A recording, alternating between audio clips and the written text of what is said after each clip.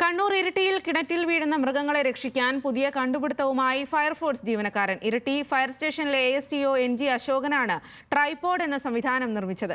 ഈ സംവിധാനം ഉപയോഗിച്ച് ഉളിക്കലിൽ കിണറ്റിൽ വീണ പശുവിനെ രക്ഷിച്ചു. അഗ്നിരക്ഷാസേനയിൽ കഴിഞ്ഞ 30 വർഷമായി ജോലി ചെയ്തു വരികയാണ് ഇരിട്ടി സ്വദേശി NG അശോകൻ. ജോലിയിൽ നിന്നും ലഭിച്ച അനുഭവത്തിൽ നിന്നാണ് കിണറ്റിൽ വീഴുന്ന ജീവികളെ രക്ഷിക്കാനുള്ള ഉപകരണം വികസിപ്പിച്ചത്. പശു ഉൾപ്പെടെ വലിയ ജീവികൾ കിണർ, ആഴമുള്ള കുഴികൾ തുടങ്ങിയവയിൽ അകപ്പെട്ടാൽ മുകളിലെത്തിക്കുന്നത് ഏറെ പ്രയാസമാണ്.